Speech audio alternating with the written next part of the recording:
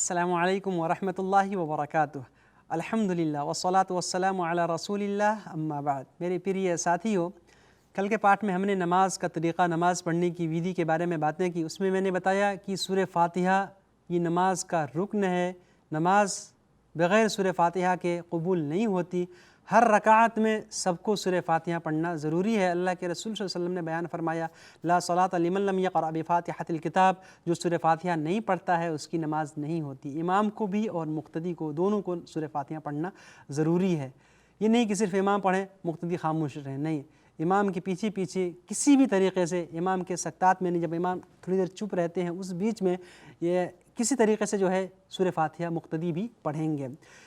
इमाम के पीछे पीछे आहिस्ता आहिस्ता दोहराते रहेंगे, या इसी तरीक़े से जब इमाम सूरह फ़ातिहा ख़त्म करके खामोश होते हैं तब पढ़ लेंगे, या इमाम ठहर ठहर के पढ़ें तो बीच बीच में मुक़्तदी भी पढ़ लेंगे। या ऐसा नहीं है कि सिर्फ़ इमाम सूरह फ़ातिहा पढ़ें और मुक़्तदी नहीं पढ़ें, सबको सूरह फ़ातिहा पढ़ना ज़रूरी है।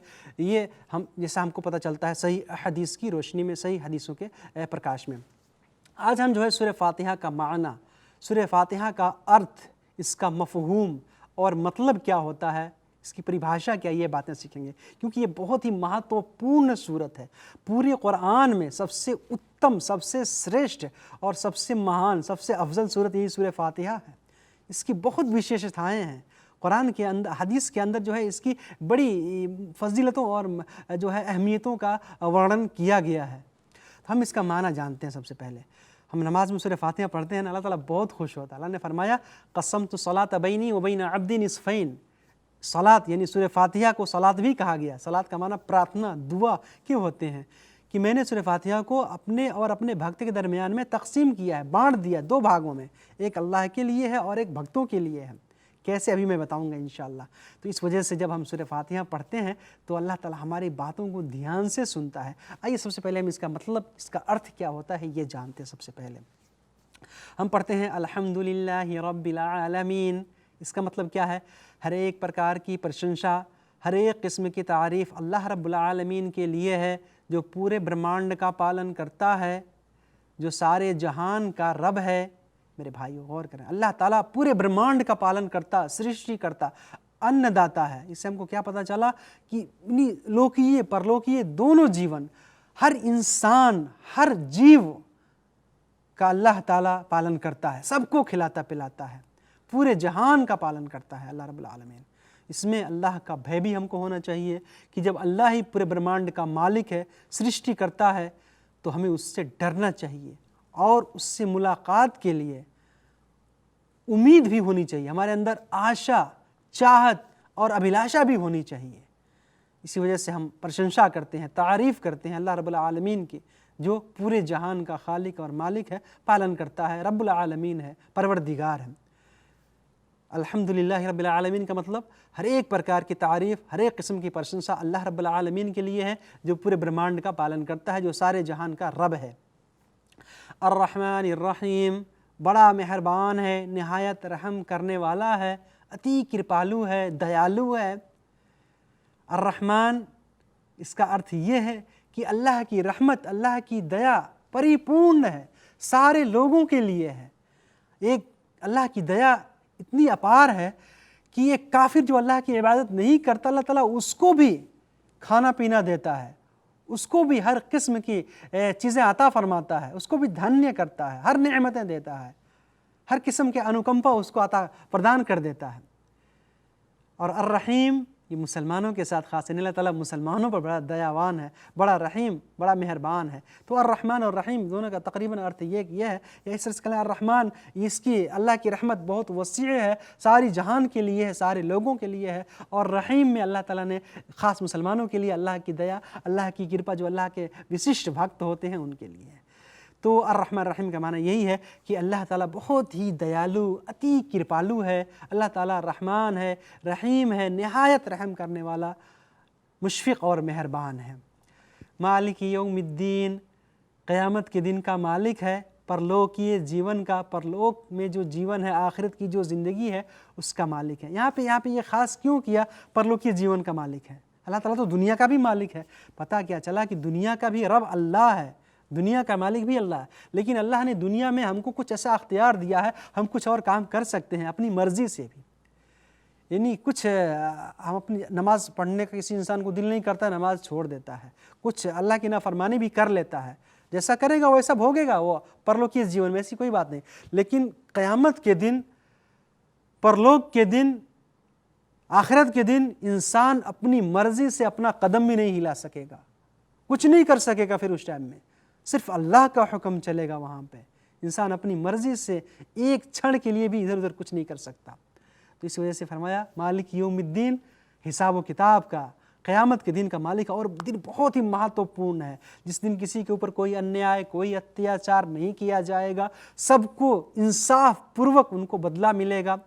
किसी ने एक राई के दाना के बराबर नेकी की है वो भी उसको दिया जाएगा, किसी ने एक राई के दाना के बराबर बुराई की है वो भी उसके सामने प्रस्तुत किया जाएगा, हाजिर किया जाएगा और उसको अपनी आंखों से देखेगा। तो अल्लाह ताला क़यामत के दिन का मालिक है, हमको उससे डरना चाहिए। ये 3 आयतें जो हैं मेरे भाइयों बहुत महत्वपूर्ण है। जब हम ये पढ़ते हैं अल्हम्दुलिल्लाहि रब्बिल आलमीन, तो अल्लाह क्या कहता है कि मेरा बंदा मेरी तारीफ़ कर रहा है, मेरा बंदा मुझसे मांग रहा है।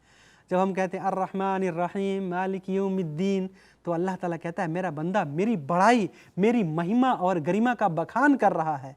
मेरा बंदा, मेरा भक्त मेरी महानता, मेरी बुजुर्गी और बर्तरी बयान कर रहा है।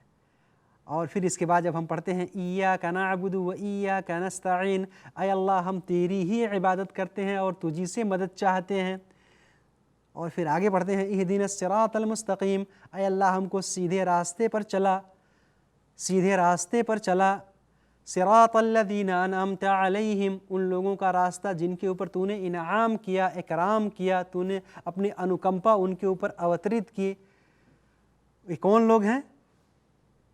उलाइका लज़ीना अनअमल्लाहु अलैहिम मिनन नबिय्यीन वस्सिद्दीक़ीन वश्शुहदाई वस्सालिहीन, ऐसे लोग जो अल्लाह के प्रतिष्ठित भक्त, नबी, संदेशवाहक, पैगंबर, सिद्दीकीन, सत्यवादी और सोलहा, नेक लोग, सदाचारी लोग और शहीद लोग।